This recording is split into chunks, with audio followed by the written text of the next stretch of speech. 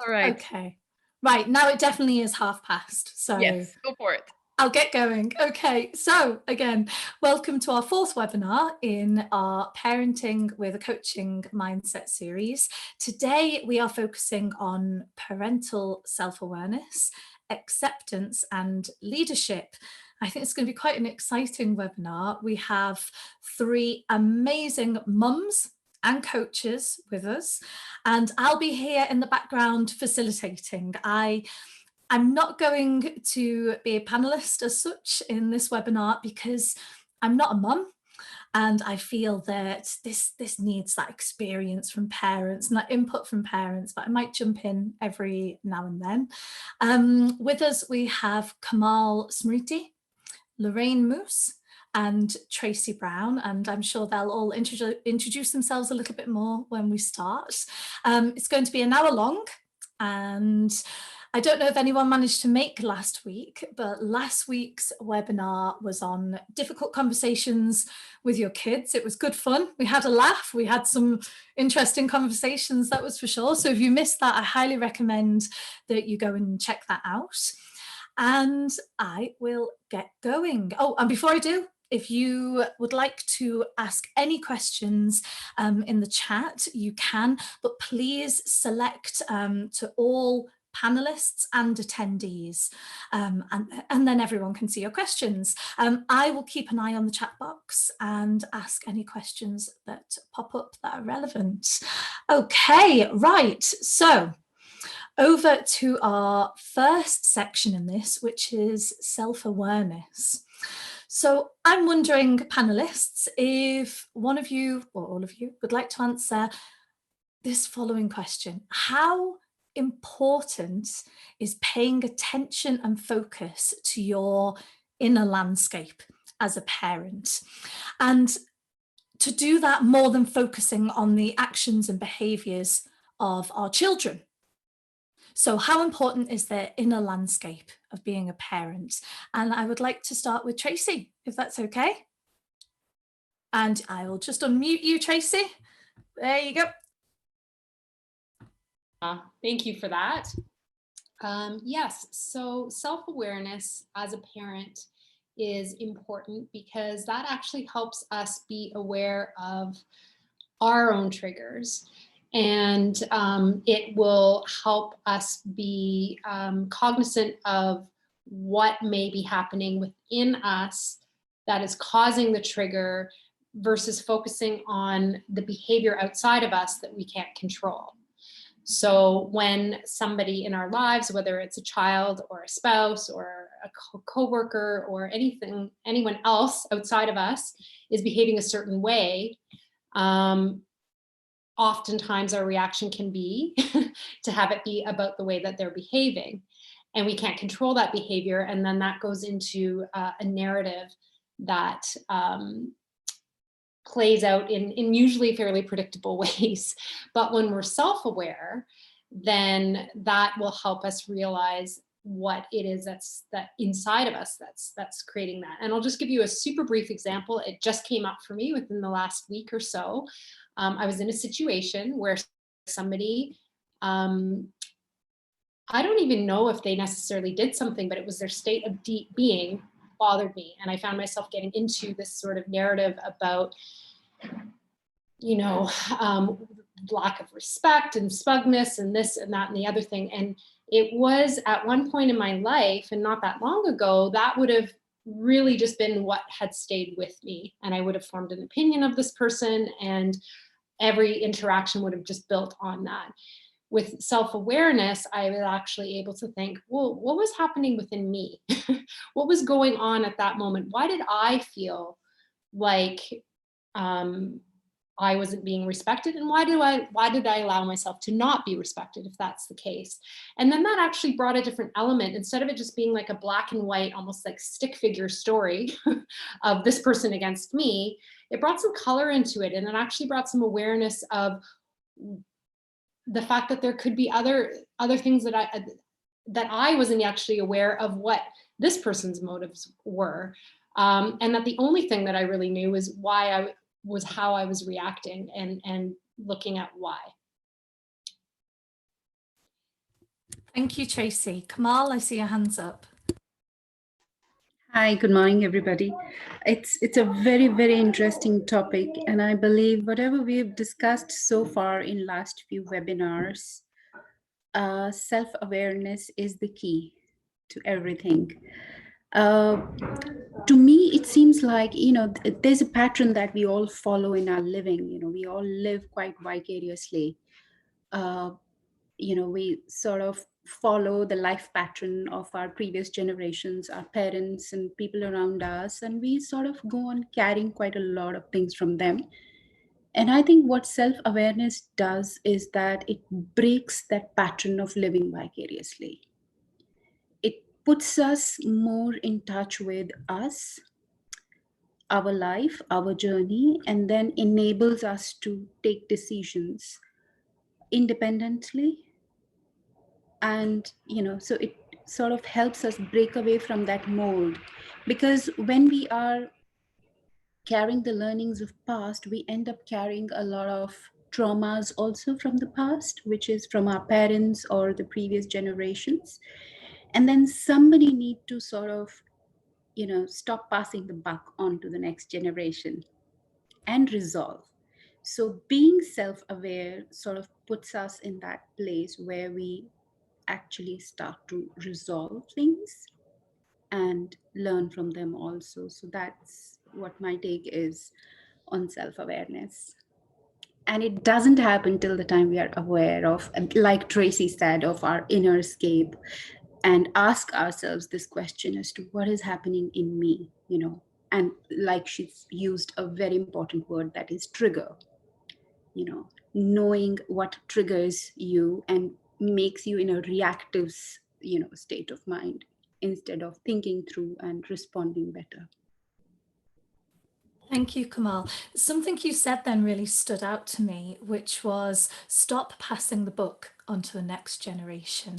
And I feel as parents, we mirror, how to act as a parent to our children when they eventually become parents themselves.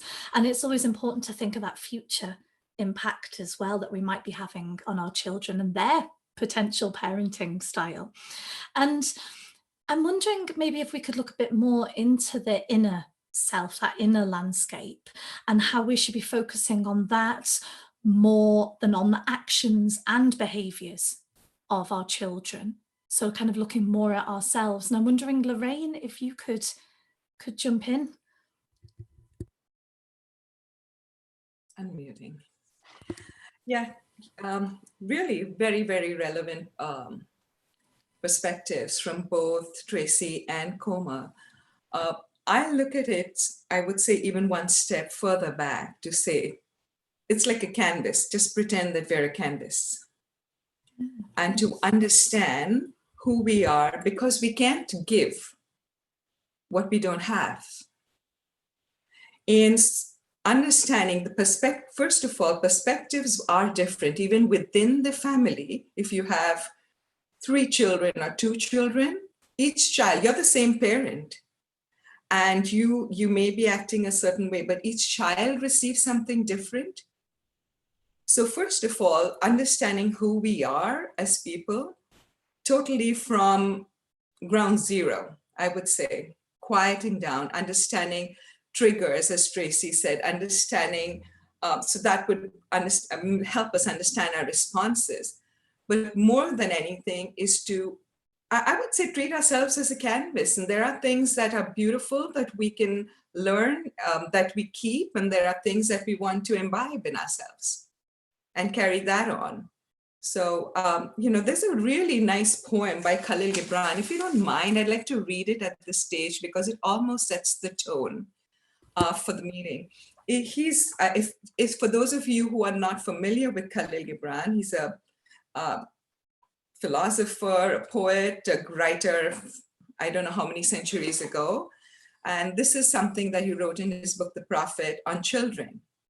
And he says, and a woman who held a babe against her bosom and said, "Speak to us, children." And he said, "Your children are not your children. They are the sons and daughters of life's longing for itself. They come through you, but not from you. And though they are with you, yet they belong not to you. You may give them your love, but not your thoughts, for they have their own thoughts.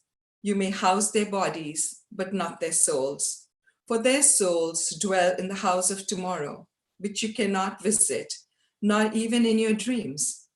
You may strive to be like them, but seek not to make them like you. For life goes on, not backward, nor tarries with yesterday. You are the bows from which your children as living arrows are sent forth. The archer sees the mark upon the path of the infinite, and he bends you with his might, that his arrows might go swift and far. Let your bending in the archer's hand be for gladness, for even as he loves the arrow that flies, so he loves the bow that is stable. And this is by Khalil Gibran. So I'm looking at us as the bow that is stable and clearing that canvas and making our own painting. Lorraine, that's one of my just favorite poems, pieces of writing. I love Khalil Gibran. And something that I always think when I read that is it does depend, though, on the interpretation of what the bow in the bow and arrow actually is to each individual. And I have asked this to a few different parents recently. You know what, I've told them the metaphor and they've gone, oh my gosh, that's beautiful. I was the bow, and they explain how they were. And actually every time it's different. And that's just something I wanted to say, because it's actually really interesting. Yeah, and I think, yeah, it is, because for me it's stability, and it's letting the arrow be free and making sure that you're there for that strength to let them go as far as they possibly can, but in the direction that you've helped a little bit, but that they choose to go in, because it completely depends on the environment and the weather, if the wind was blowing, and the risks that have happened during that time. And I just wanted to say that because I think that's very interesting on how a parent may interpret it. Komal, I did notice, did you want to jump in? Yes, absolutely. You said it right, like the bow need to be very strong, yet very flexible too, because the balance of strength and flexibility sort of helps the proper action. And I really liked the poem. It's like a guiding principle for all parents to have the right perspective to for their children. And for me also, this poem also offers a reflection on self as parents, like a moment to just reflect back on you. So I have a very interesting way of thinking, which is while I'm looking analyzing the poem as a parent, I would also have a look at it as a child too, because we all carry in us a certain part. Like, of course, we have our own children who we parent. There's a child inside also who we parent. So being aware of self is also being aware of that persona inside us, and also fulfilling its need. So in a way, for me, this poem also carries a meaning that whatever we are offering to the others outside of us, we offer the same to us also. Like Lorraine said, that we cannot give what we don't have. So before we prepare ourselves to give out, I think it's very important to give to self, so that we have that replenished much with us, and we're ready to give out. So yeah, so I think both perspectives kind of hold importance. So I'm wondering how we can take care of ourselves, so our self-care, and just to keep up with that, if any of you have any tips around self-care and becoming more self-aware. Tracy? Sure. A big one is setting boundaries. It's actually making sure that you are taking the time out for yourself, and that you're respecting that time for yourself. And only by us respecting the time that we've set aside for ourselves can we expect other people to respect that time as well.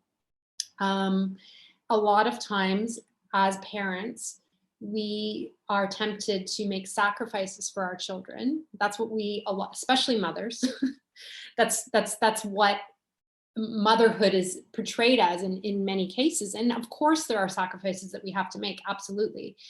But, it doesn't mean we have to martyr ourselves. And actually nobody likes a martyr, to put it that way, like it's hard as well if we want to teach our children. And I think all of us understand the importance of children growing up to be happy, and children growing up to have their own boundaries, and children growing up to have their own self-care. And they're only going to learn that if they're seeing us do that as well as their parents. Lorraine, I keep seeing you nod there. Would you like to jump in? Don't forget to unmute yourself. This is an area I failed miserably.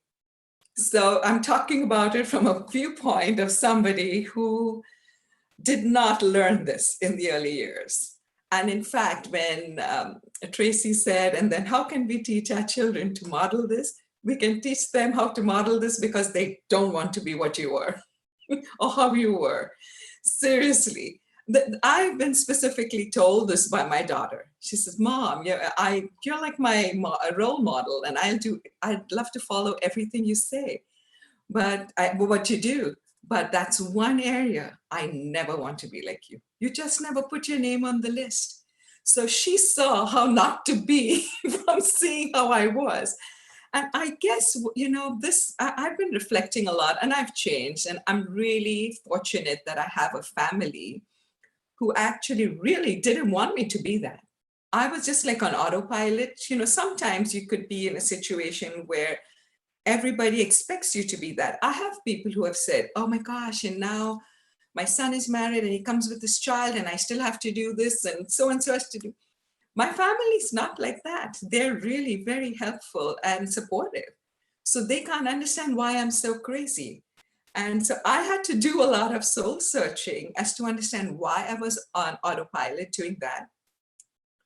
A lot of this came from my upbringing. I had a wonderful mother. And as Komal said earlier, sometimes we continue that pattern. I just love her to pieces, and I think she was amazing.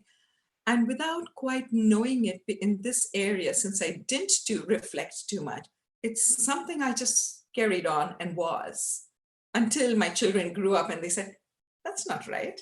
That's not who we want her to be. So yes, for me, that was an example that I learned of how not to be.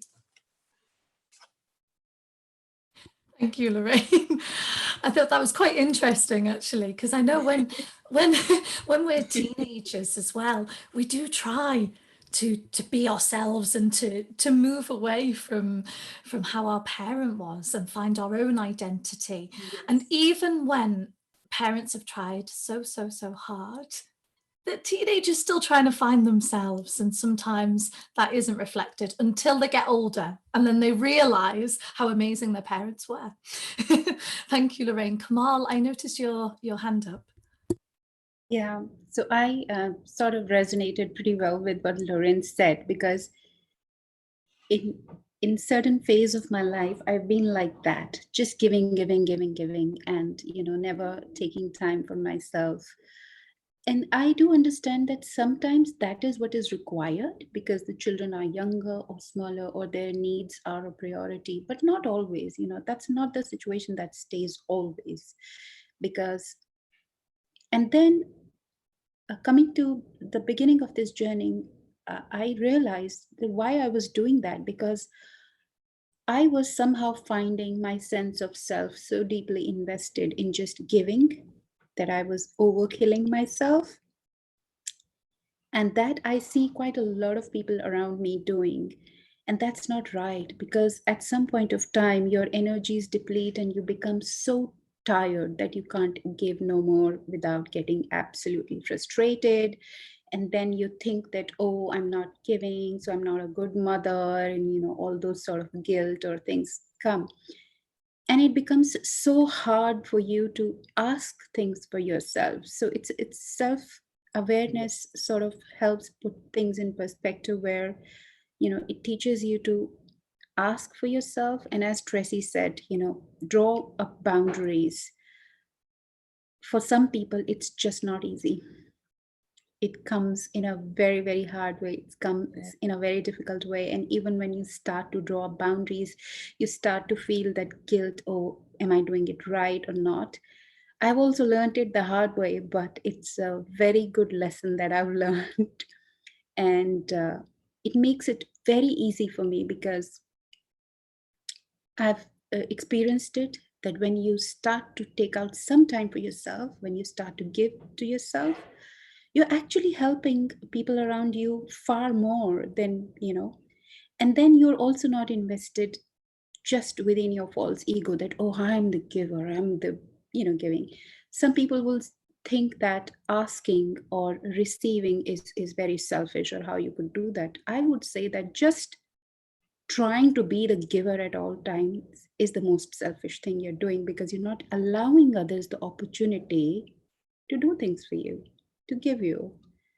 And that reminds me that my daughter gave me 5 tickets on the Mother's Day, which I have to, so she wrote like certain things that I can ask for, like a free time or a movie night, and I just have to give it to her and she will make that happen for me. And yeah, so learning to, I think, to take care of us is equally important, and makes life so much easier, really. Thank you, Komal. I love the tickets. That's such a great idea. It made me giggle. I've noticed some comments in the chat, and it's not really a question, but I wanted to raise it anyway, if that's okay. It's from Vanessa, and she says something that has come up for me when I think about self-awareness while parenting through experiences that can be stressful, is that when I felt the need as a parent to exercise my authority in a situation, I have found that I need to be aware of my ego coming through. And I'm wondering if anyone on the panel can kind of relate to that and would like to talk about that a little bit more.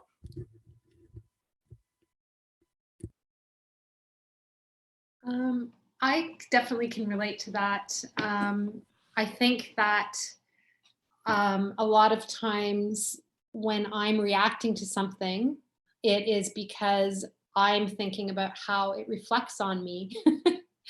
A lot of times with my children, when I would be critical of them, it would be because there were things that they were doing that I was concerned about being a trait that I had. And so not wanting them to repeat mistakes that I had made, or also just being sometimes, and it's terrible to say this, but being embarrassed. I did that today with my dog. Like I was chastising her because I realized that I was lost in my thoughts and she started barking at something. And I thought people are going to think that like I'm not, disciplining my dog. And so then I started chastising her, but like what she was barking at had already gone down the street. So sometimes it really is just out of this feeling of how you want to project yourself to other people, how you want to project yourself to your children, how you want to project yourself to yourself. And all of those things are ego. And they're human as well. Thank you, Tracy. Very human. That's the only experience I ever have as a parent is of my dog. So I get completely what you're saying there. And I'm wondering how obviously I'm not a parent, but how parents out there become more self-aware. And Komal or Lorraine? Oh, Lorraine. This thing of ego and also just past practices. I think it's a combination of these two things that come into play. It's like, oh, when we are questioned, if we're trying to tell our children something and then they say, let me give you an example that will make it a little more clear. So when our daughter was getting married, one of the things that she said was, I'd like to get married outside in nature. And she chose a spot. And she chose her brother, who was then only 21, as the officiant. My husband and myself were like, really? I mean, we love him to pieces. He's a great kid. And he turned 21. We want some gray hair for somebody to actually get you married. We want, you have this thing of a priest. I mean, I'm Catholic and they grew up, and I got married in a church. My husband is not. But I mean, we're traditional to some degree. And I was like, oh, really? And it took us a lot of adjusting to understand. And she said, Mom, two things. Mom and Dad, two things. I feel closer to God when I'm in nature. And this was a beautiful venue. It was in the nature center. It had a stream behind, it had a cascade of plants. And she just felt that that's where she wanted the actual ceremony to be done, not with any stiffness and in a structure. That's what made her and her husband feel good about a place to get married.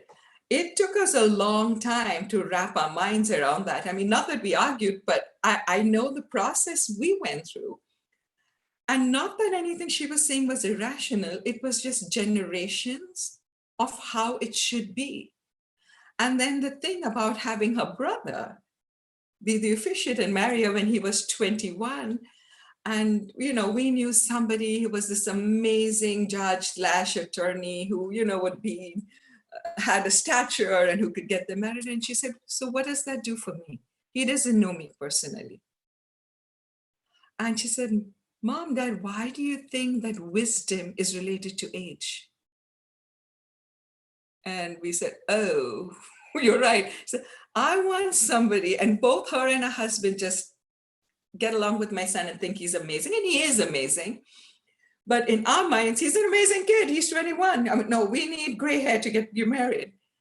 And that was an adjustment. And you start to realize how much of our own thoughts and value system we put into our bringing up our children, which is why we need to listen to them. They are our teachers.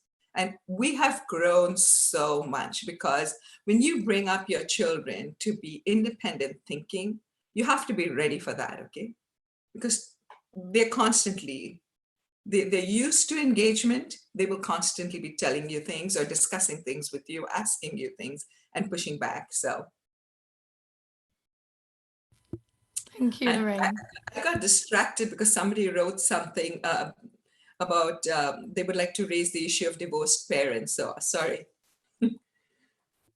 No, don't worry. We can look at that. But I think there's actually a comment just before that which was addressed at Komal, and it says it's from Shalini, and it says, I think that while I become aware and start drawing those boundaries, if others are not growing along with me by also being aware, then it may become more difficult. Any thoughts? And I think anyone in the panel can answer this, but Komal, if you could go first.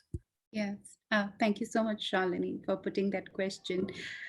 I think first of it's quite a natural process that when we start to make certain changes in us, we would like to immediately want to see the impact or effect of those changes in our surroundings. But one important question to ask ourselves in that given situation is also that our self-awareness or our effort to change is our own choice, and likewise other people also have their own choices, and they may or may not be at that point where they feel that they also need to be changed. So if this thing is coming in you that others are not growing or changing with me, where is that desire coming from? So that is also a moment of self-awareness. Like, while you're being aware of yourself, you got to let go of that desire for the rest of the people, because it's a free will or a free choice of other people. That's the first thing. And second, I think, and I have seen it, that if you persist on your own awareness, that sort of start to percolate slowly and gradually. But if you just stay on, leaving this desire to see a certain kind of response from other people, it definitely impacts your surroundings, but it begins from you. As they say that every good thing starts from home. So your home is right here, here, here, and this body. So if you start it from here and not bother as much about what others are doing, they'll start to catch your vibes and they'll start to adapt accordingly. I hope that sort of answers. Thank you, Komal.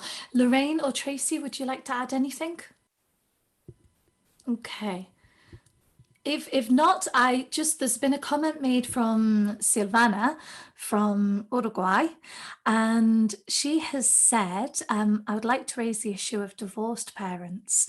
And I think this is just something for us all to think about, really, is sometimes we see traits in our children that remind us of the traits in our former partner that led us to divorce. So it's only natural that we need emotional management at this time, and we must manage our emotions carefully so as not to overlap our feelings. And I think that's a really important thing to share there. I would love at this moment to move on to acceptance, because I'm very wary of time as well. It's going too quick. Such a good conversation. And Komal, I must say, it's very beautiful that there's a newborn baby I can hear in the background whilst you're speaking, and it made me smile. I thought, how perfect for this topic. Okay, so in acceptance, panelists, how can parents move towards being okay in their own skin and their brain and their own emotions? Who would like to go first there? Tracy. Yes, I would like to talk about a very favorite topic of mine, or not a favorite emotion, but guilt. So guilt is a major block towards acceptance. And that's something that a lot of us have as parents. And so I found for myself to sort of move beyond that, because it definitely affected me as a parent in many ways, that it was necessary, or it still is necessary, because I'm still a parent, my children are grown. But I really need to have, and I saw this beautiful YouTube video that they coined a term, non-judgmental reflection. And so that sort of reflection and looking back on maybe the way I responded in a situation and why I did that, and trying to not associate judgment with that, as opposed to ruminating on something and feeling like I'm in the loop of, I'm a terrible person. Why did I do that? I hate it when I get angry. I hate it when I react this way. Hate, hate, hate, negative, negative, negative, right? And one of the things that I have found for myself to look at is to almost remove myself and look at myself as I would someone else I love. And look at myself as I would if it was a friend talking to me and saying, this happened, and I yelled at this person and I feel terrible, you know? And I would say, yeah, but think of how hard you've been working, and think about this, and think about all of these other things. And so without making excuses for oneself, it's an understanding of what was happening for me while that took place. Where was I at? You know, maybe I hadn't slept well the night before, maybe this had happened, maybe I had been worried about something. And so sort of putting it into that context and reflecting on the situation, and then thinking about maybe how next time I would maybe just engage differently, but also just accepting the fact that I messed up. I messed up, and it doesn't make me a terrible human, and I'm going to move on. And that, I think, speaking again from looking back on my role as a parent before, I was always in this loop of feeling guilty and bouncing back and forth between trying to make things up to my kids and then, you know, messing up again and just going back and forth into this thing. So they were getting a lot of permissiveness because I felt bad. And then they were getting a lot of reaction from me and not a lot of presence. So I think that self-acceptance is the first step, and being present in order to break that. Thank you, Tracy. And I'm wondering, how does being accepting of oneself help us to be more accepting of others? And Lorraine, if you could go in, that'd be brilliant. One of the methodologies that I've used through the times that my kids were young and growing up, and I continue to use it even now, is being fallible and being vulnerable.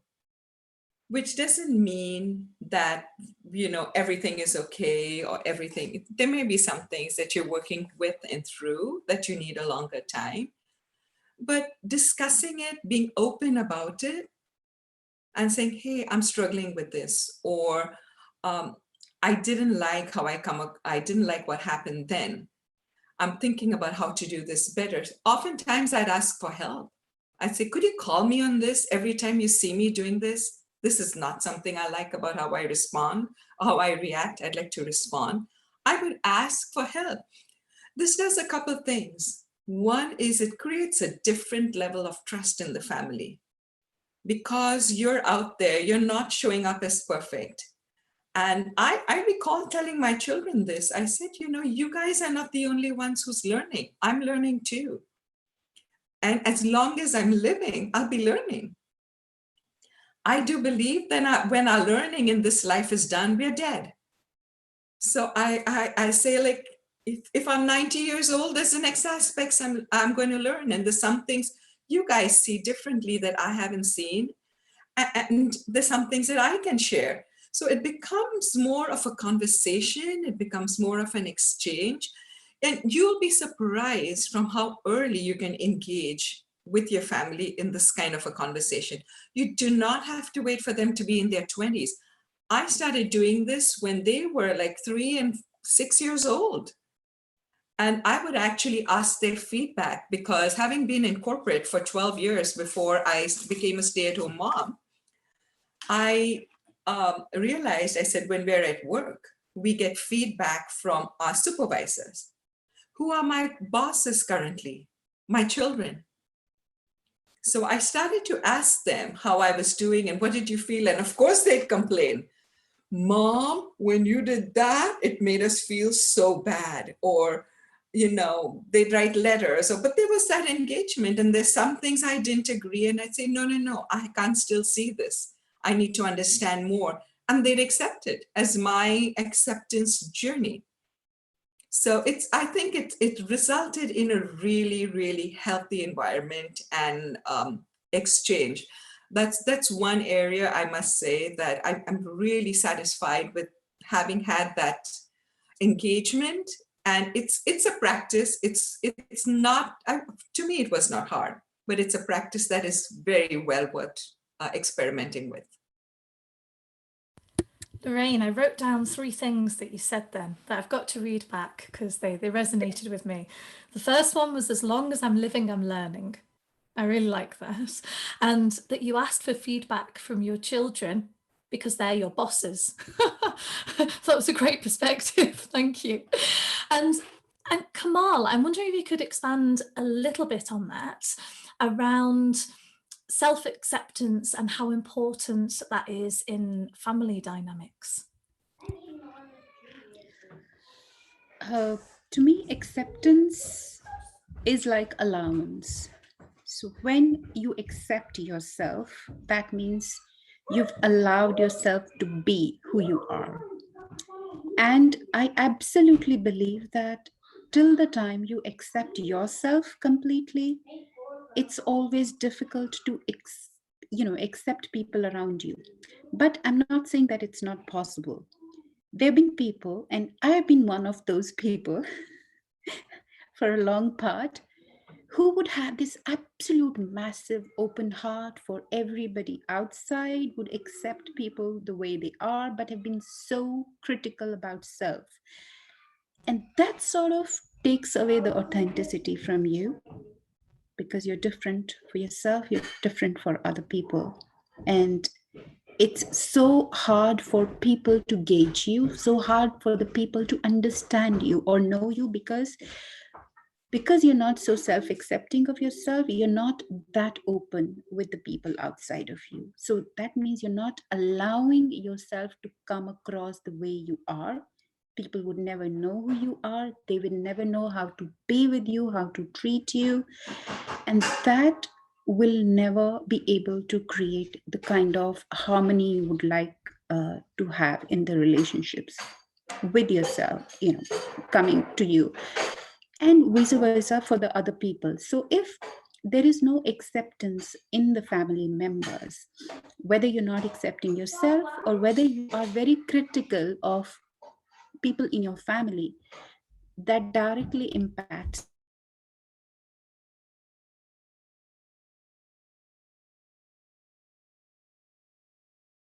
rules.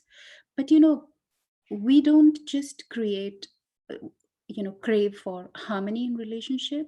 Everybody also craves for a lot of intimacy, and that intimacy is not possible without self acceptance. So that's why I think it's very, very important to accept yourself the way you are, and then to just let it spread out to the other people, and be less critical, more allowing.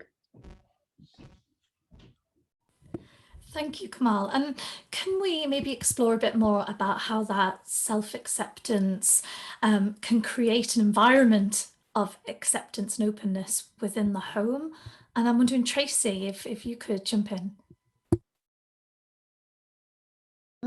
Absolutely. So again, sort of touching on the fact that our children learn from us, and they learn, as we know, from our state of being, not our state of what we talk about necessarily, and not even always what we do.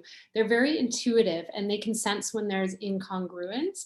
So if we want others to, if we want our children to accept themselves, they need to see us accepting ourselves. Similarly, if we want them to accept other people, they need to see that level of acceptance. And also there's something that I absolutely love it, and I would love to just be able to study more and more and more about it. But there's something that Carl Rogers brought up in his book on becoming a person. And that is that as a therapist, he said within the therapy relationship, the change starts when there's a level of acceptance felt from the client and also from the therapist. And I just found this really fascinating. And I think he calls it a curious paradox in his book, because only through the acceptance of what is can change begin. So what we tend to do often with ourselves and with our children and our people around us is we focus on what we want to change. And then we almost give energy to the thing that we don't want to be. So we're focusing on a behavior that we don't want to happen, and we're actually spending a lot of energy and time on that versus creating an atmosphere of acceptance, and then perhaps through that the behavior will shift. So I'm not here saying I know exactly how that works. I just find that to be, yes, I'll switch. Yes, please, Komal, rescue me. Yeah, Tracy, I absolutely agree with what you've said and shared right now. And it's quite amazing, so I would like to share an example of how this self-acceptance sort of helped me. And so after my second baby, I put on quite a lot of weight, and which I could never let go of. So I was like this very bulky, heavy, overweight mom. And I sort of didn't like the way I looked. And I was like, oh my God, I must do something. I must lose weight and things like that. And I tried to be more active and eat, less fat or things like that, whatever we know how to lose weight and all of that. But nothing worked, sort of. And then again, somewhere I read about this, like to make any change happen, you need to first bring yourself up to the level of acceptance.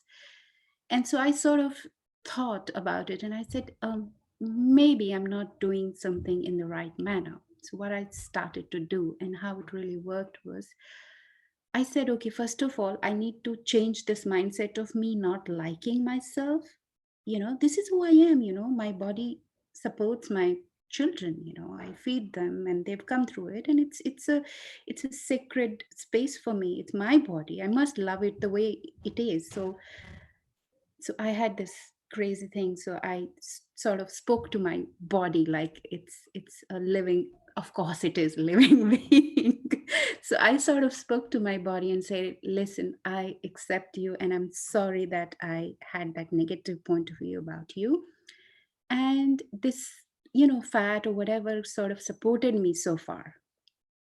And I agree that because I was to do so much of work, I needed more energy. So it's good that I had these, fat deposited around. I said, but this work is done, right? Now I need to be a little more active. So you can go now. You've supported me so far, but now you can change, sort of. So I sort of told my body, literally allowed it, accepted it with love. And I say, I love you. I don't despise you, but you can change now. And after that, I didn't make any drastic change in my everyday living. I was active at the same pace, same level. You'll be surprised, I started to lose weight regularly, like every 15 days or month. My body will come back to a shape which I wanted it to be. So if it can happen at that level, at a somatic level within us, I can't just imagine what acceptance can do to the people around us and to the relationships that we carry. So, like you've said, I've seen that happening in my life. That first level is acceptance, first level is that love that you have to give, and then, change happens. What a lovely example of self-acceptance. I really enjoyed listening to that. And Lorraine?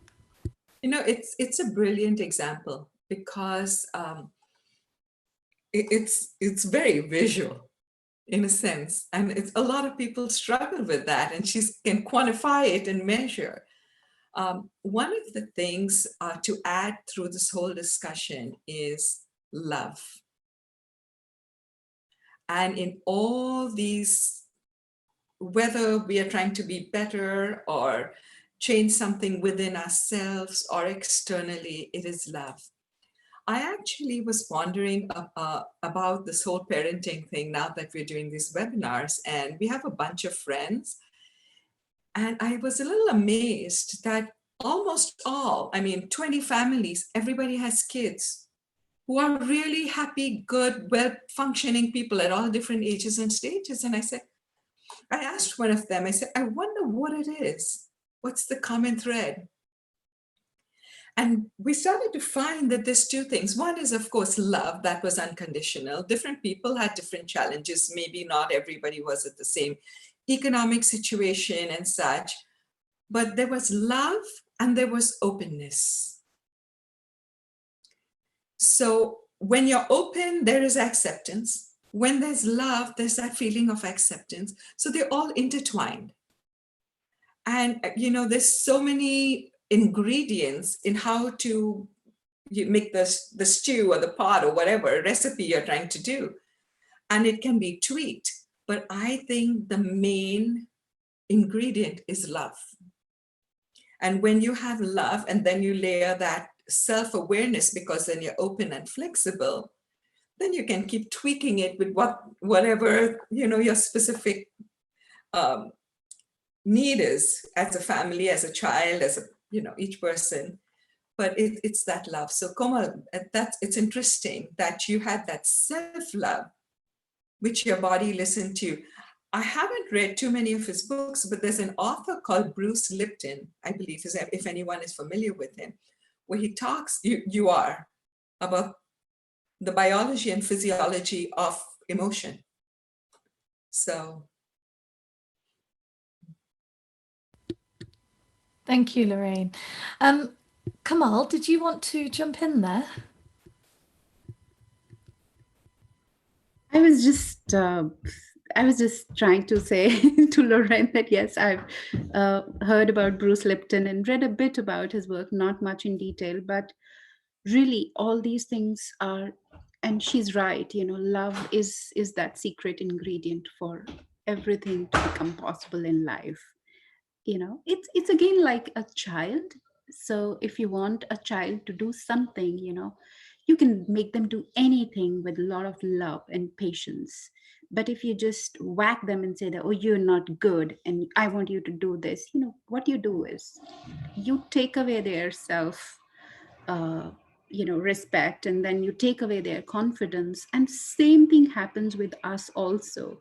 If we be so critical and hard about ourselves, we'll have no confidence. Eventually we'll be doubting ourselves, and coming to parent with us from a space of self-doubt and not self-love is the biggest blunder. Yeah, so I Thank think you, Komal. Lorraine is right, and so is Tracy. Self-love is very important. Yeah. Definitely. And I think what Lorraine said, that everything is all intertwined, is really important to consider in all of this. And I just wanted to read a comment from George.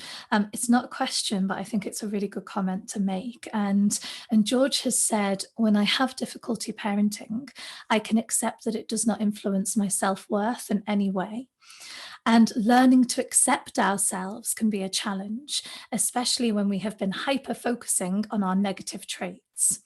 But learning to accept ourselves isn't only good for us, it is good for our parenting. So when we accept ourselves, great things start to happen in our parenting. Thank you, George. I just thought that was lovely. I thought I'd share it for our viewers on YouTube who can't read the chat box. Okay, now in our remaining 10 minutes, I would like to kind of close off with leadership and how leadership is a parenting skill. And I think, Lorraine, if you don't mind, I'd like to come to you first, because we've had some very interesting conversations about leadership and parenting. And I'm wondering what dimensions there are to leadership and parenting. To me, leadership is influencing. Leadership is not managing. Leadership is not authoritarian. Plain and simple, leadership is influencing.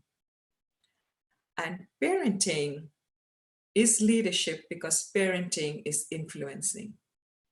You cannot make your children do anything. They may agree because they're afraid for a little while, but it's not going to resonate well.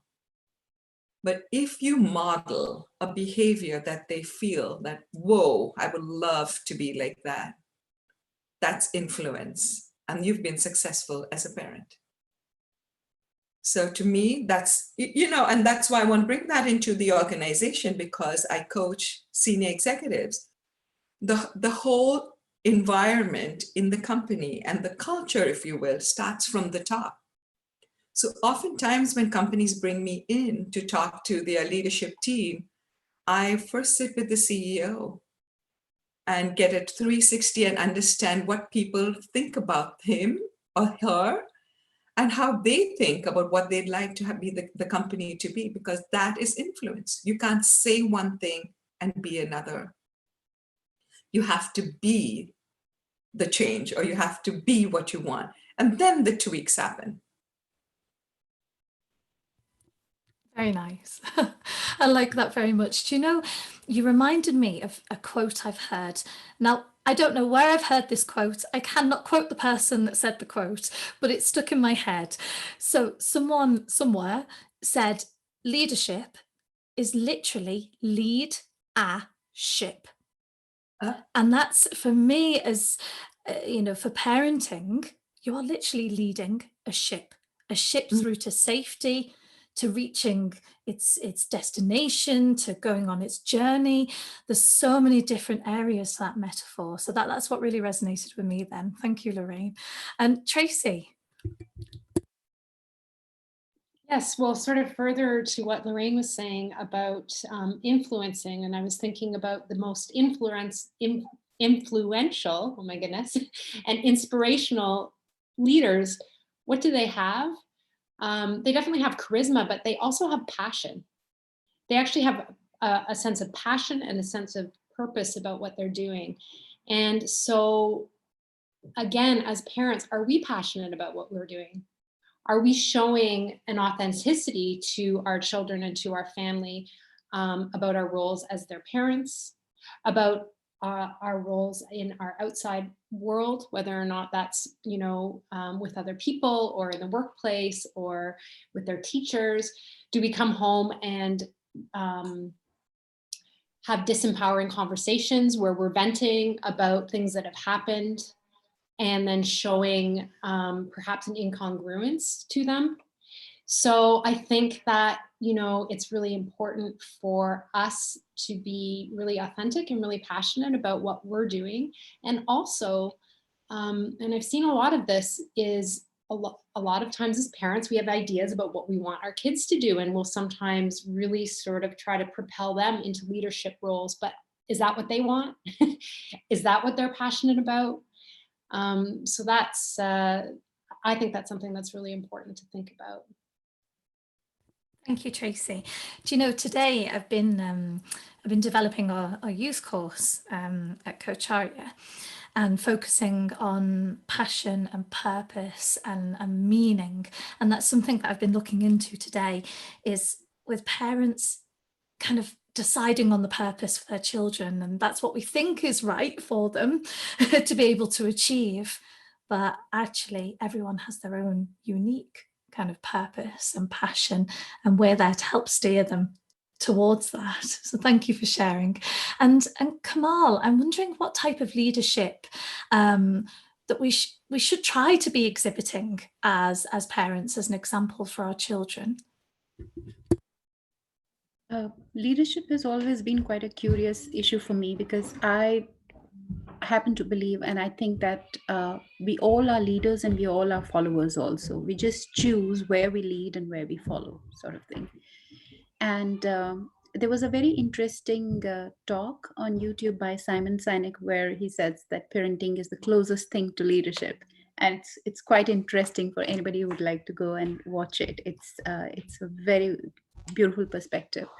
And when it comes to parenting, I think as parents, how we come across with our children, it's like a team. For me, the whole dynamics of family is like a team, where parents are responsible for certain tasks and actions, and then children also bring certain value, which is quite unique, and although they are the future and they have to go ahead and make something in life, and like you said, that sometimes parents are tempted to tell them or to show them as to what they should be. But I think being a parent leader, I think more important is that not to give a vision to the children, but to just show them how to get a vision for themselves. And the same thing, I think, like in organization, they say that, a leader's role is to give the vision. But I think it has to be a shared vision. And same thing happens in the families also. That if you have a shared vision, and then if you're just teaching each other the skill sets so that they can lead on their own eventually, and not to follow you in making their decisions, because that is what they'll be expected to do, whether they are in a position of leadership or not. But from certain point in our lives, we all lead. At least we are leading our lives. We are the leaders of our own lives, so to say. So to have all those skill sets, I think parenting or this home team is the first institution which can make so much of difference in making the leaders of futures. Thank you, Komal. Making the leaders of the future. I like that ending. So we've come to the end of the hour. I have noticed that Victoria had her hand raised. I'm so sorry, we won't have time to come to your question right now, but you can join us on our LinkedIn page, which is called Parenting with a Coaching Mindset. And hopefully we'll be able to answer that there. Does anyone on the panel have any remaining kind of final remarks about leadership and parenting before we go? No final questions? Oh, have fun. I like that, Lorraine. That's a really good final remark. Enjoy it. Have fun. Be a great leader and create some great, wonderful, lovely, compassionate leaders too. And please do join us next week's webinar. Myself and I'm going to get his name spelled wrong, Stefano Di Lollo. I hope I pronounced his name right, will be joining me for a webinar on social media pressures. This webinar is going to be for parents, and we're also going to look at the pressures that children and teenagers may be facing as well. So do join us for that. And thank you very much for today. And as I said before, join us for more conversation on LinkedIn Parenting with a Coaching Mindset group. Thank you. Take care. Bye. Bye. Thank you. Thank you very much, everyone on the panel and everyone that's watching.